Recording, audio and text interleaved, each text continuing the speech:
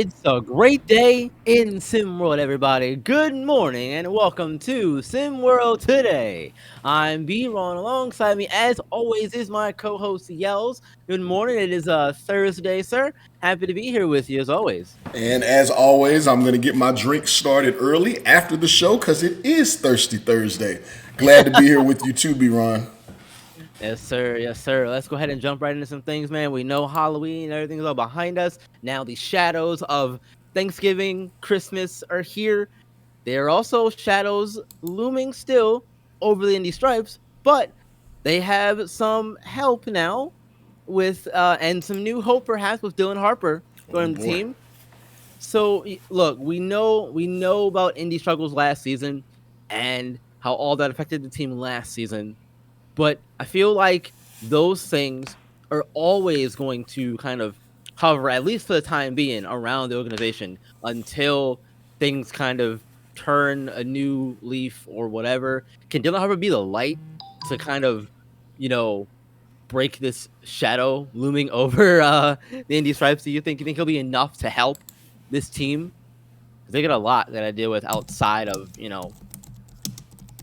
Yeah, I mean, winning cures all, right? And he is a hell of a player. I mean, so I think they're going to see some more wins in the win column for certain. I think there'll be less double down on, hey, the drama plus L's.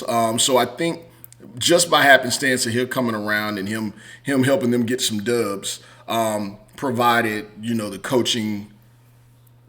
the coaching strategy allows some wins, but I yeah. don't see them being unsuccessful with the number one, number two player in the country, depending on what you're looking at him between him and Cooper Flag. 6'5", he can do absolutely everything on the court. He's not a major defender, but he's sneaky athletic, can shoot, can create for others. He's unselfish. That's one of the big things I like about his game.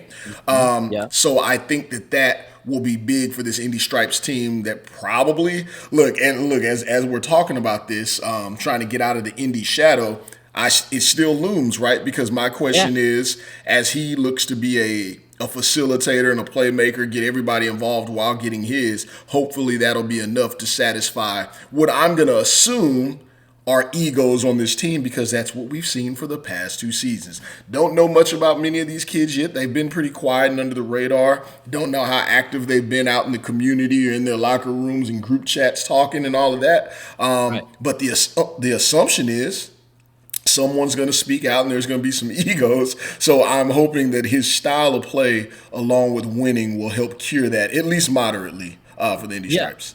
Yeah, so you spoke about egos and that kind of stuff earlier, and I go back to the early portion of the commitment craze and all was all going on. We knew that Kai Killens was, trying to get his brother JJ Hoops to play with him on the same team. That ended up not happening. Kai went to Gulf Coast. JJ ended up, going in a different direction when Kai was trying to look out for his brother. So, I think that is something to keep an eye on in terms of the reaction going forward once the games start going and that kind of stuff. How JJ kind of responds to things when things go bad, and that thing. I'm not saying he's going to be a problem. It's just something to keep an eye on, though. Something to keep an eye on. For sure. Um, For sure. But again, I think winning cures all. So I think they'll be in better shape. You brought up the JJ Hoop situation. Let's not forget Reza Red, who was thoroughly undervalued underutilized. last and underutilized. Yeah, so I think this season, I think he's going to have an expectation of being a focus on this team. I do know through recruiting, the coach has assured quite a few of these guys that they will be a focal point, and then they landed Dylan Harper. So it'll be interesting to see Yeah. all these guys they're expecting to be a focal point of the team. And now you add in Dylan Harper. So, Yeah, I mean, and there's still a lot to see. that's the thing. That's the thing, Yels, because you said winning cures all, but I think that's only true to a certain extent. Because I can remember last season too. Yeah. You talked about players coming in being a focal point. I want to look back really quick at Ethan Letterman with Showtime, Oh, for yeah. example. Yeah. He joined Showtime before Bronny and Bryce came in there. Not sure what his pitch was to get him in there, that kind of thing. But when those two kids joined, his minutes took a big step back, and he made it clear on multiple occasions to through the media and that kind of stuff, or that he wasn't happy with his playing time and minutes and that sort of thing. But I'm thinking you're playing behind Bronny Bryce James. Why are you surprised? Yeah, yeah. And that's no disrespect to Ethan. That's just the fact of the matter. So I feel like yes, winning may cure some things that are going on, but if you're an individual player and you were told a certain thing, and now because someone else came in and like maybe took some of your minutes away, how are you going to respond to that? You can say in the public too, "Oh, we'll be fine. We'll be okay." Blah blah blah. But that's not how it works. It's Not not how how any it of this works, though. works. Hey, I'm looking their roster right now. You got Dylan Harper, that is obviously going to be the number one. At least I think it's obvious to the vast majority of the nation. We'll see what that team thinks about that. He has Yeah. to be your number one option. You got Reza Red, who for all intents and purposes, he He's number two. sacrificed. Right, he sacrificed last season, but now Yeah. he at least he should be in the spot to be number two. We got JJ Mhm. Hoops, who sidestepped his brother to go get the spotlight. That maybe puts him at number three, but I'm sure he'll be arguing about being number two or number one possibly, right? Or maybe Until he Sun will understands the pick and return. roll. Maybe he understands the pick and order. So Yeah. he'll be at number three. You got Andrew Gibson, who is a major player out in Indiana, which I'm hearing in the recruiting that a pitch was that he would be a centerpiece of this team, specifically being from Indiana and playing for the Indy Stripes. So that's Yep. four people right there. That's four guys. And from Yep. what I've seen in some pickup runs and what I've seen through some scouting footage is River Mirror got game. So that's Yep. another kid Also Indiana. who Yeah. who should be demanding. Let me not say demanding. Let me back that out and be careful with my words. That's another kid that probably has some expectations of having the ball in his hands. Yeah. So yeah, hey, it's just another year in Indy. It's just look. Instead of us making all that, let's just call it. It's another year in Indy. Year two. This is how it goes down in Indy. Apparently, Indy is popping, man. So Yeah. Yeah, man. Hey, we'll see. We'll see, man. We'll see. we got a But guess though, don't we? yes, we do. We do have The a guest. infamous. The infamous Bevinson Patches from the AT Aliens joining us this morning. Good morning, young man. How are you doing? I'm doing pretty well. Doing pretty well. How about yourself? Doing wonderful. Doing wonderful. Where you calling in from? I know it's, not 10 in the morning, class probably going on for you in school. What's the deal? Yep. Just got a break. I got some. I'm able to get some hoops in every once in a while, so I'm a little tired. So if I Yeah. seem a little out of breath, that's on Okay. me. But yeah, I'm in between some classes at the moment. I got homeroom right now. Awesome. All right, got it. I before you even jump into the hard stuff, B. Ron, Yeah. what's your favorite subject, and what is the subject that you absolutely hate? Ooh. Uh, Good question. the second one's easy. The second one's easy. I'm not a math person. Okay, Me neither. but you can count But those buckets though, can't you? that's easy. That's easy. I gotta say, for my favorite, I'm a big history buff. So Me Interesting. too. Look at that. Yeah, me too. Interesting. Love that. Okay, do your thing, B. Ron. Sorry, I was just Yeah. wondering. No, When you the are when the perfectly spirit fine. moves me, I have to ask. So Of course, perfectly fine. So last season you played for Gulf Coast Lockdown. How was your experience with them last season, and what will you miss most about playing with that team? ooh, man, I love that team, man. Um, Coach Hyman, I can't do anything except thank him for bringing me in and giving me a shot. All my brothers on that team, Suno, Deontay, Akeem, all them boys, Yeah. God, those are my dogs. Yeah, it was like nothing else playing for him. It was just Coach Hyman left, and Akeem had plans elsewhere, and I felt like my calling at Gulf Coast had ended, and I felt like it was time for me to come home. Uh, but yeah, no, it Okay. was it was it was essentially a movie playing for them. It was nothing like it. So Right. you say that. I don't want to step on your toes, B. Ron. So No, you're good. yes, you've obviously turned the page, moved on to another chapter, and we want to talk about that for sure.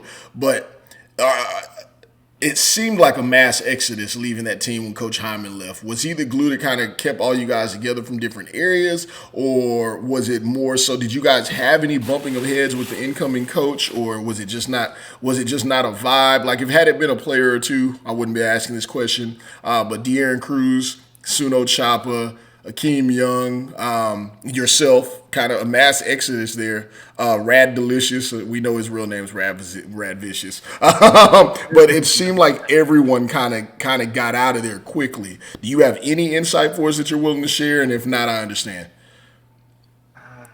Yeah, I mean, Coach Hyman was certainly one of the main factors keeping the whole team together. He really brought us all in, and he kept us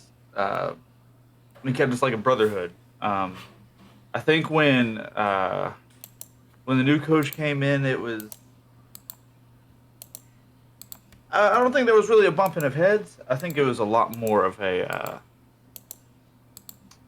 I think the vibes just weren't right. It came in and first impressions didn't go well, and it just kind of left a Mm, bad taste in some of our mouths. And Okay. I okay. think at that point there was a lot of confusion going on with his uh, initial arrival and his plans for the team and a lack of response, and it didn't sit right with a lot of us. Ah, Oh, okay. We'll, okay. we'll leave it at that. We don't want to get you any hot water, but definitely Yeah. appreciate All the good, insight. all good. Okay. Yeah, definitely appreciate the insight. Thank you for that. Speaking of returning home, now that you've done so, return home, you're playing for the AT Aliens this season. Was that always on your mind once the off season hit, or did that come into play once you started to feel like you said the vibes weren't right with Gulf Coast? Ah, I'll definitely say it's always been a possibility. I've Okay. never written it off, especially when I was still at Gulf Coast. Um, I think once the feeling at Gulf Coast wasn't sitting right, then uh, I think that was just the sign, and Okay. I Yeah. It yeah made it made it I a little took bit it easier. yeah, I took it Basically. as the feeling that it might be time to come home. I was feeling a little homesick. I'm not gonna lie. All right. I Yeah. was missing all the stuff I was accustomed to growing up in ATL, and it just seemed right. Coach Wood brought me in. He took a chance on me. I know my I had a little bit of a lack of experience, but him taking a major chance on me really opened my eyes to a lot of things. And man, I'm excited to ball out with my team this year. Yeah. You got Royce Anderson on that squad. Oh my Hmm. goodness, I would be excited to play along him. I think you're gonna get all of you guys are gonna get a lot of looks with the attention that he's gonna command. You got Willie Styles on that squad. You yourself, I love what I've seen from your game in the moments that we've seen. Great perimeter defense, athletic, and knocking down that open shot. So, what are you hoping to showcase this season before you're hoping to get those looks from some SimWorld U universities? Ah, yeah, you highlighted a lot of it. My major aspect of my game is my defense. I think that's my main calling card, and I don't think there's many other, if any, defenders in SimWorld that are better than me, at least Uh on the oh. perimeter. Uh oh. Okay. Uh oh. Okay. All right. All right. I like it. Hey, Hey. Hey. you gotta have confidence. You gotta Yeah, have you do. Yeah. confidence. Stirring the pot this Um, morning. I love it. We'll be swinging for I you think and coming. I think a major part of my game that's underrated is my playmaking. I'm very very big on making everybody else around me. Me personally, I I could care less if I average 4 points so long as I'm getting those assists. I'm playing hard defense and I'm making sure that a nobody can get past me and a everybody else around me is eating. That's how you stay on the court. Ask Yeah. Andre Iguodala for the last 8 years of his career Right? Oh yeah. Right. Exactly. why he Exactly. continues to get checked. So, Good outlook, young man. B-Ron, Yeah. you got more. I'm sorry, man. I'm Yeah, enjoying no, this. no, you're fine. You are fine, man. This is good. This is good. I do have one more question for you, though. Mm. We talked about your strengths and that kind of stuff, but I want to know what's one area of your game that you want to improve on for the upcoming season? Because I know you mentioned that you don't care about scoring a lot of points and that kind of stuff. But is there anything that you're looking forward to, or that you want to improve on for the season to showcase for SimWorld U schools? I guess I'll start off saying, I don't want to get things twisted. If I'm there to get a bucket, I'm gonna get you a bucket. I mean, Oh, of that's the course, yeah, first part. But right, I think vastly improving my playmaking and my uh, offensive creativity is going to be a major part, just so I can make that a more well-known aspect of my game, make that kind of calling card number two, so to okay. speak. I want to put myself on the map when it comes to the best playmakers in SimWorld. Okay. Okay. Yeah, Well, that makes perfect sense to me. we're looking Defense forward to making, seeing it. I like it. I'll tell you right now, I'm very much so looking forward to AT Aliens. I love to root for them. I hope you're ready for that environment in Rap Trap and Ball Arena. That is one heck of an environment. I like it. I like everything about it. So you got your sixth man and your seventh man in that crowd standing courtside. So Yeah. hey, best of luck to you this upcoming season, man. Definitely looking forward to you. This is one of the more fun interviews we had. Thank you for the insight, also. And we're Mm. rooting for you, man. I hear Georgia's looking at you. So, Yeah, man, happy to be here. Thanks for having me. Yeah, thank you very much for joining us, Edison. Enjoy the rest of your day. Take care. Will do. Thank you. You're welcome. well, there it Love that, is. man. Love that. There it is, folks. There it is. The man himself, Edison Pat. Just thank you again for joining us. But we got more things to talk about, Yels. Do we I, do we I, now? yeah, we do. We do. I want you to finish this sentence for me. Oh. I know. Mad Lib time. Not Nas Hall can take Philadelphia to the next level if dot dot dot. Oh, if he is willing to concede that he has to be the number one playmaker. I think him knowing that he has helped this season and he does not have to force shots, as we saw him do it at times last year. Although he was a great scorer, I'd like to see him be more efficient and lean to some of his teammates. He's got J.C. King, who's an athletic freak. He's got J.T. King, his twin brother, who can do quite a bit of things there. Azunda Mazaka, if anyone's seen him, his game is pretty nice. And did I mention someone named Monte Parsons? Did I bring him up? Monte Yeah. Parson. Yeah. Sometimes you just want to dump it down low, get out the way, and let the big man create an easier shot for you. So I think as long as he knows to rely on his teammates a little bit more, Philadelphia, he can lead this team and go get the buckets when he needs to, and lead this team to an incredibly impressive record. Okay, yeah, I think that's a very good start for Nas, and I feel like that's one area where he can improve upon. I definitely agree with you there. Thank you for playing with me real quick in that game. Appreciate that. So, next thing we got for you here though, well, not for you, for both of us really. Um, Players leaving their regions, we've seen a lot of players go to places where you wouldn't expect. We talk about Camp and Luffy going to Oceania. Ty Merca from Maryland, I believe, is with SimWorld Europe this season. So there's a lot of players that are not where you would, I guess, expect them to be in terms of being, close to home and that kind of stuff. Um, should we as not as media per se, but should we as like a league or people who are paying attention to SimWorld Prep be concerned that this is happening, or is this a is this the future of what this is, or is this something where it's just teams have to fill out their roster and this has just happened to work out this way? Again, I said it before. I think I'll say it again. My little insight that I have, speaking to a little birdie. I don't think this will become the norm. I think it was a. I think that this is kind of a just a byproduct of season one, season two, the league getting its wings under it, some more prep, Yeah. helping these teams facilitate, spending a little extra money to bring players in and make sure that they find a home for some of the league's elite talent or the world's elite talent. But next year, I do assume that a lot of kids will come in and they'll play regionally now that this league is on the map, and you understand that the national exposure that it provides. So some kids internationally are still probably going to want to come stateside. Insert 500 players from the Caribbean area if you need. But I assume that'll still be the case. There's a lure to it, right? Yeah. But again, I think that'll subside in this upcoming season. The players going outbound to other countries, I think that could become more of a theme.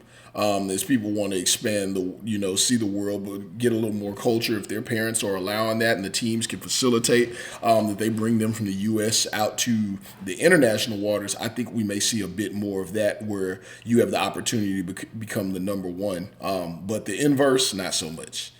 Okay. Okay. So we can chalk it up to growing pains, if you will, Yeah. to the league, like you said, getting their feet under them and that kind of stuff. Okay. Yeah. That's fair. That makes sense. That makes sense. Final thing before we go, I don't know if we spoke about it previously or not, but SimWorld South America has also lost a lot of talent. We know they started off red hot last season. They were like 6-0 at one point, and then it fell off a cliff. SimWorld Middle East, on the other hand, never really got going at all, and they were not good all season. So with both those things being known, which of those teams has the better season? Is it SimWorld South America or is it SimWorld Middle East? I feel like the easy obvious answer is to say SimWorld South America because because the talent in Middle East isn't there yet. But for the sake of argument and discussion, I do want to say SimWorld Middle East here because I like that Morbaskis is back and that I think it's going to take his play to another level, which is going to help the team overall too. That's just my opinion on it, though. I know it's crazy, but takes, right? Not so crazy. We're starting with the blazing takes early this morning, aren't we? Because I actually agree. I don't think SimWorld Middle East was that bad of a team last year. I think their record was not great, but I think they competed, especially later in the season. Yeah. They really competed, and I think they have a year under their belt to figure it out. They had some good pieces. Morbaskis was great. He was a baller. You got Ghassan Al Azmi, from what I saw last season. He's a skilled player. He's no slouch. I'm really excited to see Hussein Al Noor, 6'10", kind of frail. He has some offensive game on the block, but apparently he's got some good ball handling. There's been some people talking about it, so I'm excited to see him. I'm rooting for him, and I expect them to have a good season. They have good size. They have more baskets back. They have the same things in place that they had in place last year, with, I would say, another couple pieces in talent. So I'm going SimWorld Middle East. All right. Well, look, I love that we both agree on this last one. I was expecting you to go the other direction, but hey, I'm glad you didn't. So now we'll see what the Blazer and them got to say about all of this, I'm sure, later on in the day. Anyway, that's going to do it for us for today. Hey, every time Maestro calls Rick Blaze the Blazer, I just imagine like a suit jacket walking around with nobody in it, just a jacket by itself. The Blazer. I love that. That'd be a commercial somewhere, man. Anyway, y'all, look, thank you for joining us today. We really, really appreciate you tuning in, as always. Thank you. And once again, to Bevis and Patches, thank you again for joining us this morning. Really appreciate that as well. Good conversation. With all that being said, you guys, remember, SimWorld is the only place where you can see the game, be the game. We'll see you on Friday.